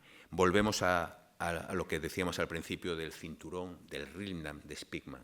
No quiere que nadie del cinturón marítimo alrededor de la Tierra Corazón salga a la mar y se haga a la mar, porque si tengo una potencia híbrida como China, que es mitad continental, mitad marítima, y se hace a la mar y domina los mares, bueno, tenemos el próximo hegemón, sabremos quién es. ¿Qué quiere Estados Unidos? Mantener el orden basado en reglas, en la Convención, en el caso marítimo, la Convención de Naciones Unidas de Derecho del Mar, que es la que ha regido durante los últimos 50 años prácticamente, libertad de navegación para todos y una serie de derechos económicos sobre unos determinados espacios, etcétera. China quiere controlar y dice, lo que pase por el mar del sur de China, que es mi soberanía, digamos, yo lo voy a controlar con mis normas, que no sabemos cuáles son, pero podrá dejar pasar o no podrá dejar pasar. Hoy por hoy, todo el mundo pasa por todos los espacios marítimos en libertad, que es el orden establecido actualmente. Estados Unidos, digamos, respeta el ascenso de China como gran potencia, mientras China respete las normas establecidas. Han llegado a un cierto conflicto porque empiezan a no respetarse. ¿Cómo está actuando Estados Unidos en esa zona del Pacífico? Si, como decía el presidente al principio, si Estados Unidos ha estado en Europa durante prácticamente 50 años, la Guerra Fría, etcétera, a partir del año 2011 es con Obama cuando Estados Unidos hace su famoso giro al Pacífico, el pivot to Asia que se llama. O sea, es un giro hacia Asia porque Estados Unidos se da cuenta de que el centro del mundo, de donde se está cociendo realmente, donde está jugando la partida de los mayores, es en el Indo-Pacífico. Entonces China, digamos, no es que abandone Europa, pero deja Europa un poco de lado porque es menos prioritaria y se va y pone todos sus esfuerzos en China desde el año 2011. La estrategia de seguridad nacional del año 2017, primera estrategia Trump, y es lo único que voy a hablar de Trump, por lo menos hasta el coloquio, es la primera estrategia que empieza a hablar como gran amenaza la competición entre grandes potencias. Las estrategias anteriores, la estrategia de seguridad nacional en Estados Unidos se hace cada 4 años, la gran amenaza para el mundo, según Estados Unidos, era el terrorismo, durante prácticamente 2 décadas. Bueno, a partir del 17, la gran amenaza mundial vuelve a ser la lucha entre grandes potencias, que durante esos años de hegemonía americana, digamos, había dejado de serlo. ¿Qué está haciendo Estados Unidos? Y yo creo que eso lo hace relativamente bien. Está tejiendo redes de intereses con todos los países de la zona. Igual que China genera desconfianza y genera, digamos, cierto temor con los países de la región, Estados Unidos tiene 11 acuerdos bilaterales y multilaterales con los países de la región, con aquellos que están rodeando a China. Y luego hace lo que se llaman las operaciones de Freedom of Navigation Operations, que son operaciones de libertad de navegación. Navega por todos aquellos mares, en el sudeste, en el mar del sur de China, incluso por el estrecho de Taiwán, pasan sus barcos, diciendo yo tengo derecho, de acuerdo a la legislación actual, al derecho marítimo y al derecho internacional, tengo derecho a pasar por aquí, te guste o no te guste. Y bueno, y está haciendo operaciones y, digamos, China no le gusta mucho, hay ciertas tensiones, se suben las tensiones, etcétera, pero van para allá. Y esto quizás un poco anecdótico, pero volviendo a ese, como lo diría, a esos principios de Mahan, de ese poder mercante, esa construcción naval, esto es una orden ejecutiva, y aunque dije que no iba a volver a hablar, pero es la segunda, esto lo firmó el presidente Trump el día 9 de abril. Es una orden ejecutiva de esas que firma con el rotulador negro ese horrible y con esa caja de rotuladores. Esta es una orden ejecutiva para restablecer el dominio marítimo de Estados Unidos. Quiere volver a construir barcos mercantes, quiere volver a tener una industria mercante y una industria naval poderosa para volver a, digamos, a tener en lo que es el poder marítimo todos los escalones del poder marítimo. Esta transparencia lo único que quiere mostrar es la Marina Americana tiene 11 grupos de portaaviones. Un grupo de portaaviones es un portaaviones nuclear, unas 100.000 toneladas que suele tener embarcado entre 70, 80, 90 aviones. 90 aviones operativos equivale al ejército del aire de un país medio como España. Es lo que lleva de poder aéreo un portaaviones. Bueno, Estados Unidos tiene 11. Tiene normalmente en la mar 4 o 5. Tiene, y lo vemos aquí. Esto está disponible, está en abierto y todas las semanas lo cambian. De los 4 o 5 portaaviones que tiene Estados Unidos en la mar permanentemente haciendo presencia y controlando los mares para que se pueda navegar libremente, 2 están en el Indo-Pacífico. Esta es del lunes. Esta la bajé el lunes y aquí está el grupo de combate del Vinson. ¿Dónde está? En el mar del sur de China. Y el grupo de combate del Washington en el mar de Japón. Tiene aquí 2 grupos, de los 4 que tiene en el mundo, 2 los tiene siempre por aquí. ¿Para qué? Para hacer presencia y, digamos, para decirle a los chinos, aquí estoy yo y mi poderío naval tú todavía no lo puedes igualar. O sea que, bueno, es un poco de hacer disuasión a China en su salida al mar, en su intento de controlar rutas, etcétera, etcétera. Esta ya es prácticamente, estamos acabando, la postura de los países de alrededor. Las 3 viñetas hablan... Este es Japón, que disputa con China las islas, las Senkaku me parece que se llaman, Filipinas, que tiene disputas por todos lados, Filipinas pequeñito, y esto es China, y con Vietnam tiene sobre todo problemas con plataformas petrolíferas, pesquerías, etcétera, etcétera. China tiene disputas en el mar del sur de China con todos, prácticamente con todos. Y aquí vemos lo que hablábamos antes. En verde son los... Esta es un poco vieja, tiene ya como 4 o 5 años, pero la idea viene a ser que China... en rojo, está rodeada por aliados o semialiados de Estados Unidos, amigos, digamos, países relativamente amigos de Estados Unidos. Japón, Filipinas, Corea del Sur, Malasia, bueno, regular, Vietnam tiene acuerdos militares ya con Estados Unidos, a pesar de la historia, tiene determinados acuerdos, etcétera. O sea, sigue la política de Estados Unidos es intentar mantener las buenas relaciones, sobre todo militares y de tipo económico, etcétera, etcétera, con todos los países que rodean a China y evitar que China salga a la mar y al Pacífico. Y posiblemente el tema más, digamos, el que está más, y esta es la última creo, el que está más en los periódicos, en las noticias, es el tema de Taiwán. Taiwán, decíamos antes, Taiwán es un tema que a China le preocupa enormemente por temas políticos de legitimidad política. Si yo, Partido Comunista, no soy capaz de recuperar Taiwán, que es una democracia que va totalmente en contra de mi ideología, tengo un problema interior. O sea, yo recuperar Taiwán me daría muchísimo peso interior con la población china, que son 1.300 millones de chinos. Tiene un tema económico.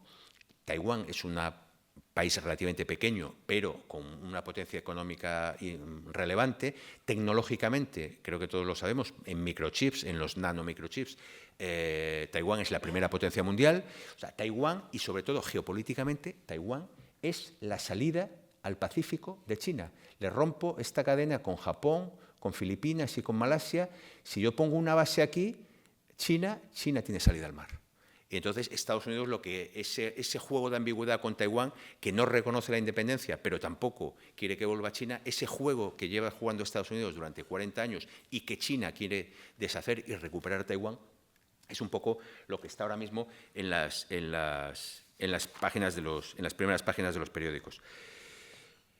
Hay libros, hay un análisis de Graham Allison que habla de la trampa de Tucídides, que habrán oído hablar. Cuando Esparta y Atenas luchan en las guerras del Peloponeso, es porque Esparta, la potencia dominante, tiene miedo de la potencia ascendente, que es Atenas. Al final entran en conflicto y pierden los dos. Esparta gana la guerra finalmente, pero los dos países quedan destruidos, las dos ciudades.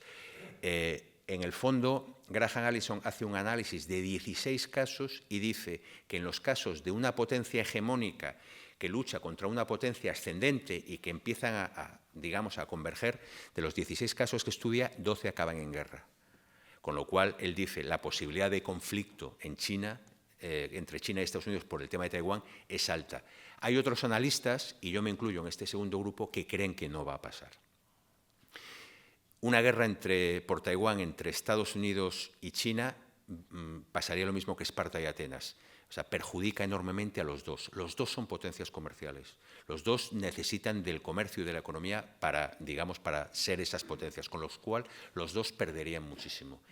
¿Qué puede pasar o qué creen muchos analistas que puede pasar? Que si China tiene la paciencia que ha tenido siempre el mundo chino, que no es la paciencia, nosotros los occidentales somos mucho menos paciencias, Taiwán, caerá en los próximos 15, 20, 25 años como fruta madura. No será necesario invadir Taiwán para recuperar Taiwán. Y la invasión de Taiwán, hay juegos de guerra, hay simulaciones, la invasión de Taiwán, el número de bajas es absolutamente inimaginable. Solo pensar, y es un dato yo creo que es significativo, en la Segunda Guerra Mundial, las dos bombas atómicas que se lanzan en agosto del 45 sobre Hiroshima y Nagasaki, lo que evitan en el fondo, y no digo que se justifique, hay 200.000 muertos. Estados Unidos tenía estudios de que invadir Japón y recuperar Japón le iba a suponer a Estados Unidos al menos 1 millón de muertos y a Japón le podría suponer 3, 4 millones de muertos. Bueno, en el fondo las bombas fueron intentar no tener esas cifras tan enormes de muertos. Bueno, esas cifras en una invasión anfibia de China a Taiwán, no digo que lleguen a ese nivel, pero serían unas cifras bastante inimaginables. China y Taiwán, y con esto prácticamente a modo de resumen decir Indo-Pacífico es el espacio ahora mismo donde la tensión geopolítica es más importante en el mundo, nos coge muy lejos, pero donde se está jugando la partida de los mayores ahora mismo es en el Indo-Pacífico y particularmente en el Mar del Sur de China. El Mar del Sur de China es, digamos, la mesa, el tablero de juego donde están compitiendo ahora estas dos grandes potencias por todas esas circunstancias que hemos hablado, de recursos, de rutas, etcétera, y de salida al Mar de China, de impedir que China se convierta en potencia marítima. Taiwán como la posible chispa que puede desencadenar un conflicto. Ya lo digo, los americanos hablan muchos de que ese conflicto podría ser en el 27, otros hablan de que el conflicto va a ser antes del 49. 49 es el centenario de la victoria del Partido Comunista en China, sería el centenario de la China comunista, digamos, de la dinastía, porque no deja de ser una nueva dinastía del imperio chino, la dinastía comunista. Ya no son los Ming, no son los Qing, son los comunistas, pero no deja de ser, en cierta medida, una nueva dinastía, y el emperador Xi Jinping. China quiere convertirse en el hegemón regional y posiblemente, si puede, llegar a ser el hegemón global, y utiliza herramientas económicas, un cierto chantaje económico, la trampa de la deuda, que no la he mencionado mucho, pero intentar conseguir que te dejen determinados puertos, como está pasando, porque yo te financio los puertos, no me puedes pagar la deuda, me quedo con el puerto. Eso es lo que está haciendo China. Acciones híbridas y, sobre todo, táctica de salami en el Mar del Sur de China. Y Estados Unidos lo que intenta es mantener el status quo. Intenta mantenerse como gran potencia hegemónica. Tiene un rival de mucha categoría que nunca ha tenido hasta ahora. De hecho, en las guerras que ha tenido Estados Unidos durante la historia, las diferencias económicas, por ejemplo, en la Segunda Guerra Mundial entre Estados Unidos y Japón iban increciendo a medida que pasaba el tiempo. Cada vez era más rico Estados Unidos y menos rico Alemania. Ahora esas diferencias van en el sentido contrario. Ahora cada vez China es más rica y la diferencia, digamos, entre Estados Unidos y el otro es menor, lo cual preocupa a Estados Unidos. Y lo que quiere evitar, en el fondo, volvemos a lecciones geopolíticas básicas, Mahan, China, lo que quiere de Estados Unidos es que China se convierta en una gran potencia marítima. Si ya como potencia continental tiene acceso a todos esos recursos o parte de la tierra corazón, si encima tiene y controla los mares del Pacífico Occidental, bueno, pues al final seremos en el futuro gobernados por los chinos. Muchas gracias por su atención y abierto a cualquier pregunta o comentario que quieran hacer. Muchas gracias.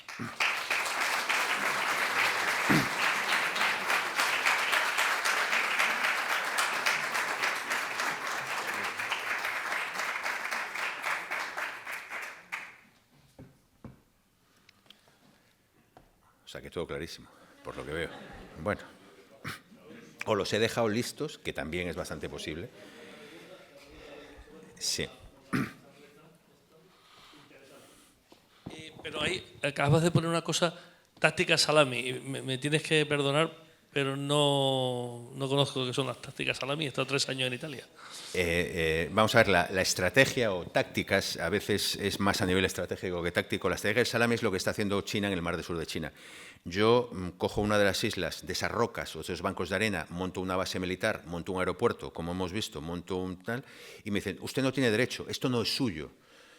China dice, no, históricamente es mío porque el almirante G en el siglo XV, estos eran sus dominios. Y digo, bueno, pues eso ya no vale. Y China dice, ¿y quién me dice a mí que no vale? Vale, usted, ¿cómo me impone a mí? Entonces, es una política, la táctica es de hechos consumados. Yo voy haciendo cositas, yo he hecho a los filipinos de los bancos de pesca que están a 100 millas de Filipinas. En el Escarabu es un banco de arena donde se pesca, hay mucha pesca alrededor, está dentro de la zona económica exclusiva de Filipinas, de acuerdo con la legislación actual, y China dice, esto es mío, es que históricamente aquí pescaba el almirante G en el siglo XV. Y entonces esto, yo tengo derechos históricos. Y Filipinas dice, no.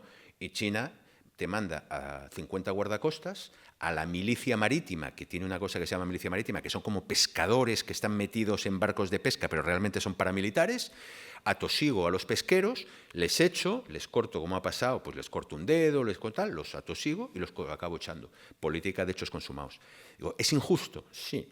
Pero ¿quién le dice no? ¿Quién es el que va a decirle a China, vete de aquí? ¿Quién tiene la autoridad? Nadie. ¿Naciones Unidas la tiene? No. Naciones Unidas tiene la autoridad moral, pero no tiene el instrumento para ejecutar sus sentencias. De hecho, el Tribunal Marítimo de Naciones Unidas hizo una sentencia entre Filipinas y China sobre todos estos temas y le dio la razón a Filipinas. Y bien, ¿y quién ejecuta la sentencia? China dice, yo ni reconozco al tribunal, ni reconozco la sentencia, ni me compete. O sea, me entra por aquí y me sale por aquí. Es lo que dice China. Bien, y China sigue pescando y sigue echando a los filipinos. Sigue haciendo lo que le da la gana, ley del más fuerte. El orden basado en reglas que propone Occidente, China lo quiere cambiar por su orden. El orden basado en mis intereses y en mis principios. Mi principio es que esto es mío por razones históricas. Y si no te gusta, mala suerte. Como yo soy más fuerte, lo impongo. Eso es el salami. Poquito a poquito se está comiendo el mar del sur de China y, de hecho, hay un montón de bases militares con misiles, con aeropuertos, lo cual te da un poder. Son pequeños portaaviones que tienes en tierra, son pequeñas islas, pequeños portaaviones que tienes en mitad del mar de China y controlaré el mar del sur de China. Y dentro de 20 años o dentro de 10 años diré quién pasa por aquí y quién no pasa por aquí, si quiero. Y generan también, digamos, dentro de la ley del mar, una vez que tenga ese portaavión, tenga gente dentro viviendo permanentemente, ¿se le va a reconocer aguas territoriales a esa? Teóricamente, con la Convención de Naciones Unidas, no. Porque para que te reconozcan mar territorial y zona económica exclusiva, la isla tiene que tener capacidad de habitación, o sea, capacidad de subsistencia por sí misma. Que eso nos pasa y no la tiene. O sea, tiene que producir agua, tiene que producir... Para tener mar territorial y zona económica tienes que tener, digamos, autonomía, la isla o la roca. No lo tiene. O sea, depende totalmente del continente. Que le traigan todo. Pero bueno, todo es interpretable y China interpreta lo que quiere. China es muy defensora de la ley del mar, del derecho marítimo en el Ártico. Lo defiende porque le interesa. No tiene tal y dice, no, esto es de todos. No es de todos porque es del mundo. Pero esto que hay aquí es mío. Es un poco el juego de no respeto las reglas o respeto las reglas que me interesan. Reglas con las que China ha subido. China está donde está con las reglas de Occidente, con el derecho del mar. Ahora que he llegado arriba, las quiero cambiar y las quiero revisar. De ahí el nombre de potencias revisionistas. Quieren revisar el orden establecido. Salami también hay otras percepciones también interesantes del salami, pero Sí, buenas tardes. Yo quería hacer una Buenas pregunta tardes, tal vez impertinente porque no sé si procede, pero se la quiero hacer. En estos momentos, el presidente del Gobierno de España ha estado visitando China, ¿no? En estos momentos, ¿cuál es la relación, o podríamos calificarla, la relación de España con China? Máxime cuando ya es el segundo barco militar español que se vuelve de una flota combinada europea en esa zona. ¿Qué hace lo que quiere también China con España? Bueno, China yo creo que no a España, sino a España y a Europa prácticamente no la considera. No tenemos capacidad de influir ahora mismo en lo que está pasando allí, desde el punto de vista marítimo.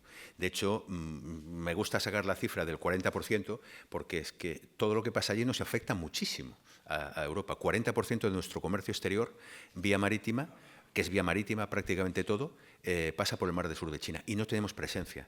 Ni tenemos, como Unión Europea, como todo, no somos capaces de sentarnos en la mesa y hacer algo juntos. Y bilateralmente, Reino Unido manda su portaaviones, que ahora va el portaaviones con una fragata española, va el portaaviones inglés, tiene intención de cruzar el estrecho de Taiwán. El estrecho de Taiwán es un estrecho de 100 millas. Teóricamente, tiene todo el derecho del mundo a pasarlo quien le dé la gana. China, digamos que no le gusta, entonces se cabrea. Los americanos siguen pasando. Pero otros, digamos, le cuesta más. Y el inglés va a ir a pasarlo, digamos, a hacer un poco de presencia. Pero va el inglés, o ha ido el Charles de Gaulle, el portaaviones francés, pero Europa como tal no tenemos capacidad de juntarnos y hacer algo que deberíamos de hacer. Hay una estrategia de la Unión Europea para Indo-Pacífico, pero bueno, desde el punto de vista de seguridad no hemos sido capaces de ponernos. Somos, siento decirlo así, pero bueno, es mi otra área de experiencia es la Unión Europea y la defensa. Somos irrelevantes. Hoy por hoy somos irrelevantes. Puede que esté cambiando todo con lo que estamos haciendo. Yo no soy muy optimista, dicho sea, de que todos los 800.000 millones de von der Leyen, bla, bla, bla, mejoraremos posiblemente, pero yo no personalmente creo que no demasiado. Y los analistas con los que hablo y que conocen un poco el tema, pues vamos un poco todos en la misma línea. Lo que haga España, en el fondo, y siento decirlo de esta forma, es poco relevante. Lo que haga Reino Unido, quizá un pelín más, pero tampoco mucho más. O sea, China ya está muy por encima de cualquiera de los países europeos. Como decía, que en los países europeos hay dos tipos, los pequeños y los que todavía no saben que son pequeños. Pero somos todos pequeños ya, o sea, somos irrelevantes. Los europeos, Francia, en la gran política ya no estamos en la mesa. Decía Borrell, cuando no estás en la mesa invitado y le pasa a la Unión Europea en Ucrania, es que eres parte del menú. Ya no eres, ya cuando no estás sentado a la mesa es que tú eres parte del menú. Con lo cual, y Europa, no hemos conseguido ser un actor geopolítico, digamos, de peso, porque no nos hemos unido, porque los intereses nacionales de cada país prevalecen sobre los europeos, y no nos unimos, y entonces, ¿qué conseguimos? Somos irrelevantes. Somos un equipo en el que cada cual juega por su cuenta, no hacemos equipo. España, pues jugamos en esa liga, en la liga de los pequeños. Muchas gracias y felicidades por la conferencia. Yo llevo ya varios años estremeciéndome con una reflexión, que es que el futuro no es como solía ser. Nos ha cambiado el paradigma, nos ha cambiado y la verdad es que ahora mismo el presente tampoco es como solía ser. En mi análisis, yo creo que el mayor favor a China se lo está haciendo el propio gobierno norteamericano en estos momentos. Las alianzas a las que se ha referido en el mar de China, pues están ciertamente en la zozobra, y lo más sorprendente es que además los aliados europeos y del atlantismo de la OTAN, pues también estamos sobrecogidos. Ha insistido a lo largo de su intervención en que el objetivo de Estados Unidos es mantener el statu quo internacional. ¿Le parece a usted que los movimientos de estos 100 días del gobierno norteamericano son respetuosos con el statu quo internacional y en ese caso le están haciendo un favor al que va a la gran potencia ascendente y a donde muchos van a mirar para ver si lo que no consiguen de seguridad en un lado y de comercio lo pueden conseguir en el otro? Sobre Trump, y en particular en la parte europea y también en la parte asiática, yo querría decir que es irrespetuoso. La actual diplomacia americana es absolutamente, yo creo que es bastante irrespetuosa, pero Trump le quedan 3 años y medio. Xi Jinping lleva 12 años y le pueden quedar otros 12. A Putin lleva 25 años.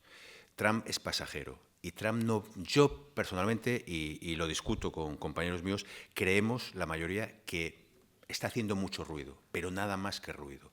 La política que hablábamos de Spigman, de controlar ese cinturón alrededor de la Tierra Corazón y de donde se le está haciendo la brecha china, en el fondo esa política la va a seguir manteniendo. Con Europa, en el fondo, y me meto en el otro tema que me gusta, con Europa, los europeos nos sentimos un poco abandonados, porque parece que Estados Unidos nos está tal. Vamos a ver, llevamos sin pagar la factura de la comunidad de vecinos 75 años. La factura de la comunidad de vecinos la está pagando Estados Unidos. Y los europeos, que veníamos de una guerra mundial y estaba destrozada Europa, nos hemos dejado querer. Brzezinski, que es uno de los grandes padres de la geopolítica, nos define, y no desde un punto de vista negativo, nos define como estados vasallos. Porque hemos derivado nuestra seguridad Europa a Estados Unidos. Tenemos a quien nos proteja y encima no pagamos. ¿Qué ha pasado? Estados Unidos tiene recursos limitados, le ha salido un competidor muy potente y dice, no me puedo gastar todo en Europa, me tengo que ir al otro lado. Y le dice a los europeos, no le dice pagar vuestra defensa, pagar vuestra parte y un poco más. Y en el fondo, uno lo piensa fríamente, el gran interesado es Estados Unidos y siempre lo ha sido. Pero en el fondo, los europeos deberíamos de pagar nuestra comunidad de vecinos, que no la pague siempre, digamos, aunque le interesa al vecino que vive en el ático, que es el gran jefe. Nosotros creemos que la política de Trump hace mucho ruido, es absolutamente irrespetuosa, es impresentable. En las formas es absolutamente impresentable, pero de fondo, y lo dicen muchos analistas, cuando Trump firma una de esas órdenes ejecutivas y hace unas declaraciones, vamos a esperar un mes y a ver qué ha pasado de eso. Y estamos viendo que todos los aranceles, las tarifas, todos los tal, al final, al cabo de hace mucho ruido, la bolsa se desploma, tal, pero al cabo de tal, ya ahora mismo no hay aranceles, vamos a ver a dónde vamos. Y a sus amigos supuestamente del sudeste asiático sí los está cuidando, o sea, los está cuidando, no los está cuidando mucho, pero tampoco los está maltratando tanto. Por ejemplo, en política marítima, esa orden ejecutiva que ha firmado el presidente Trump, una de las cosas que dice es que astilleros coreanos de Corea del Sur y japoneses han comprado un astillero en Filadelfia para construir, porque la tecnología y la capacidad ahora mismo lo tienen los coreanos y los japoneses, para construir barcos en Estados Unidos. O sea, digamos, de formas es bastante irrespetuoso. Mucha gente dice, es un hombre de negocios que actúa como hombre de negocios y en política no puedes actuar como hombre de negocios. Él lo hace. ¿Por qué? Porque puede. Es un poco lo que hablábamos de China. Pues se queda con eso porque puede. Que le molesta mucho a la gente, pero ¿cuál es la alternativa? Y lo estamos viendo incluso en Europa. La mitad de los países europeos acaban tragando. México con las historias, o sea, no es la forma de hacer las cosas y no estamos acostumbrados a eso. Estamos acostumbrados, y sobre todo los europeos, que nos traten muy tal. Pero a Trump lo que dice mucha gente es, a Trump le quedan 3 años y medio y Trump se va. No sabemos quién va a venir detrás, pero a Estados Unidos es el primero que no le interesa romper los enlaces, ni con Europa ni con sus amigos. No le interesa, no quiere aislarse del mundo. Como se aísle del mundo, deja de ser la potencia, la gran potencia. O sea, se está pegando un tiro en el pie. Y hay gente que lo piensa. Yo no quiero pensar que Trump llegue a presentar a Estados Unidos y sea tan tonto como para hacer eso. Otra cosa es que las formas sean las que sean y se han de poner en el límite, tipo negocios de aquella manera, y poner a tu adversario en el límite, para que lo tengas prácticamente en el precipicio. Hay una película, creo, yo no la he visto, pero me han dicho que es muy buena, que se llama El aprendiz, que es de un abogado que le enseña a Trump cuando es joven cómo se negocia, y lo que le enseña son técnicas absolutamente mafiosas, de, digamos, llevar al límite a tu rival. ¿Qué está haciendo Trump? Lo está llevando en política. No estamos acostumbrados. Y menos con Estados Unidos, que siempre nos ha cuidado. Nosotros hemos sido, digamos, la niña bonita de Estados Unidos, Europa, y nos ha protegido. Primero, porque el primero que le interesa es a Estados Unidos. El gran comercio de Estados Unidos lo hace con Europa. No lo hace ahora lo hace con otros, pero Europa es su gran comercio. O sea, Estados Unidos no nos ha protegido porque sea una hermanita de la caridad. O sea, nos ha protegido porque el primer interesado es él. Ahora ha dicho, se me juntan los problemas, tengo el chino que me está saliendo, el chino lo tengo en PIB prácticamente conmigo, tiene una marina más grande que la mía, dentro de tal, va a salir a la mar, me tengo que ir al Indo-Pacífico. Oye, europeos, haceros un poco cargo de vuestra defensa. Y la mitad de los europeos, y no quiero ser muy crítico, nos enfadamos, parecemos en el fondo, y no me gusta usar esta palabra, pero creo que lo define bien, somos niños mimados. O O sea, nos hemos acostumbrado a que nos proteja un tercero y ahora cuando el tercero nos dice, oye, nos vamos a proteger a Estados Unidos, lo que creemos, los que estudiamos ese tema, nos podemos equivocar, no se va a ir de Europa. Otra cosa es que va a exigir a Europa que se gaste mucho más. Y, por cierto, se va a exigir a Europa todo ese gasto que estamos hablando, esos 10.000 millones en España, todo ese dinero, en los próximos, a nivel industrial, en los próximos 5 años, todo lo que se compre y todo lo que se haga, ¿dónde lo vamos a comprar? En Estados Unidos. ¿Por qué? Porque Europa no tiene capacidad de producir material militar, no la tiene. Entonces lo vamos a... O sea, el primer beneficiado de todos esos ascensos ahora de presupuesto de defensa, todas las armas y todos los sistemas de armas que se compren en Europa, no todos, pero una parte importante, hasta que se consiga crear una base industrial europea, se va a comprar una parte muy importante en Estados Unidos. El informe Draghi, que salió, me parece que fue en septiembre, dice en el capítulo 7, que me parece que es el 60% del gasto, 66, dos tercios. 2 tercios del gasto en defensa, que estamos hablando de 75.000 millones, de esos 75.000 millones que se han gastado los europeos de la Unión Europea en material militar entre junio del 22 y junio del 23, 50.000 se han gastado en material americano. O sea, 2 de cada 3 euros que nos gastamos en armas, sistemas de armas, lo compramos en Estados Unidos. Estados Unidos quiere seguir manteniendo eso y Trump va a pelear por eso. Nosotros vamos a pelear por hacer nuestra industria. Pero, digamos, somos primos, somos familia, a momentos mala avenida, como ahora, nos vamos a llevar regular, pero, digamos, somos familia. O sea, tenemos los mismos principios, defendemos el mismo orden mundial, ese orden basado en normas, ese orden mundial basado en normas. Digamos, nos podemos pelear un poco, pero yo creo que Trump hace mucho ruido, pero no va a ser, me puedo equivocar, no va a ser una hecatombe ni va a tal. Otra cosa es que podría ser un poquito más educado y un poquito más, guardar un poquito más las formas. No sé si contesto. Es una reflexión, es mi opinión, que puedo estar equivocado. Daría esto para hablar horas.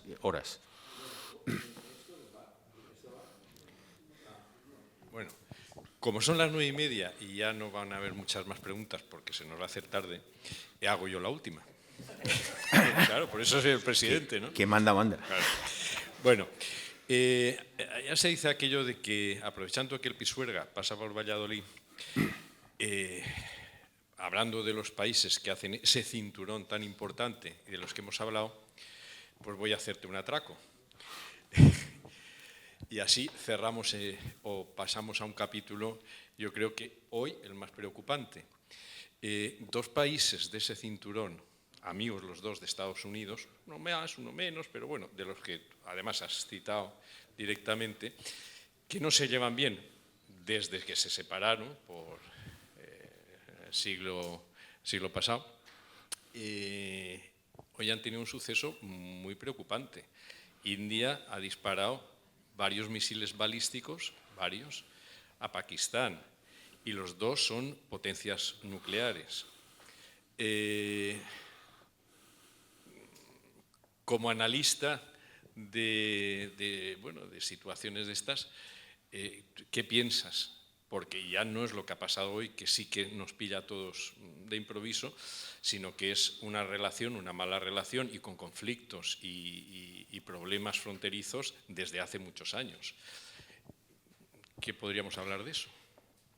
Bueno, no es mi área de tal, no me voy a contestar. Desde el punto de vista es más continental que marítimo, pero yo diría es preocupante.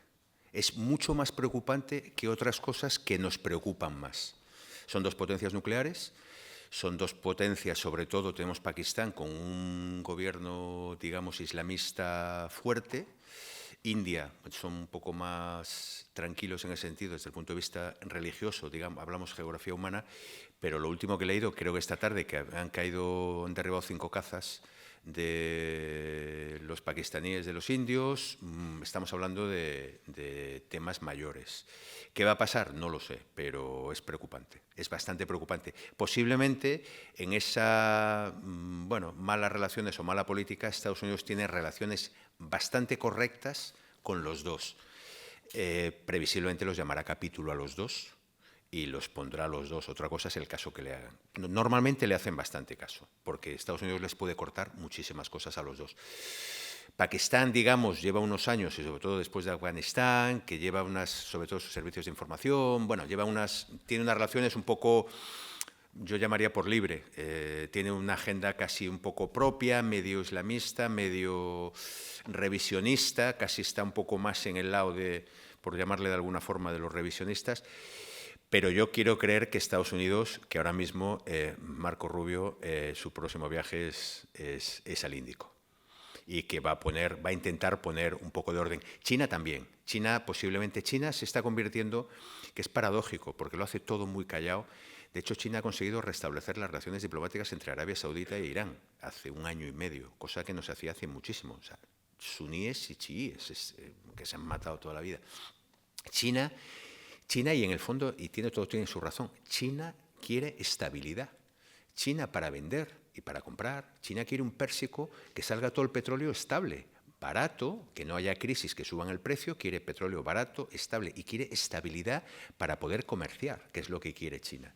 Con lo cual, posiblemente Estados Unidos no se van a aliar con los chinos ni lo van a hacer juntos, pero posiblemente las dos grandes potencias, cada uno por sus canales, intenten suavizar estos conflictos que, como se vayan de madre, son muy preocupantes. Son muy preocupantes. Tienen capacidad nuclear, vamos a decir, limitada, pero bueno, cuando hablamos de nuclear y hablamos de limitado, a veces es un poco oxímoron, ¿no? Porque cualquier cosa nuclear, aunque sea táctica, el daño que se hace es impresionante.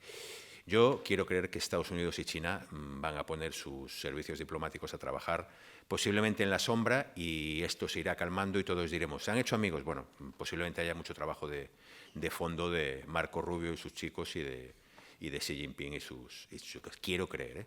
China lo hace.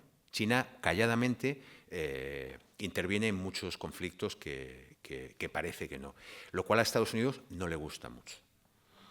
Que haya conseguido el Irán-Arabia Saudí esos acuerdos, ese restablecimiento de relaciones diplomáticas entre los dos países, digamos, a Estados Unidos le alegra desde el punto de vista global, porque es bueno para el mundo, pero dices que lo ha hecho el otro, y el otro pues, se está convirtiendo en actor principal. Si aquí yo era la primadona y hay otra primadona en la sala. Bueno, Atenas y Esparta, el que asciende y el que está arriba y está en decadencia, porque Estados Unidos realmente está en ligera decadencia. Y es real, ya no es la potencia unipolar, ya no es la gran potencia, ya tiene rivales de su nivel, un poco menos, y dice, esto está cambiando. No sé si he contestado. Muchas gracias.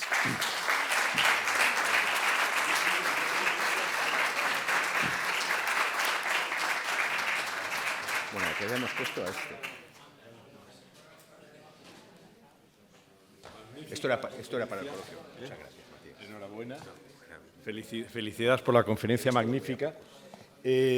Bueno, ahora subimos, nos hacemos una foto, pero vamos subiendo arriba a tomarnos un vino. Por eso decía yo de acabar, porque si no se nos va a hacer tardísimo para después cada uno irnos, como se suele decir, cada mochuelo a su olivo. Muchas gracias y recuerden el 22 de mayo el concierto de la unidad de música de Tercio Levante de Infantería Marina en Óscar Esplá a las 8 de la tarde. Gracias, muchas gracias y buenas noches. Venga, vamos a hacernos la foto de rigor. Oye, subir para la foto.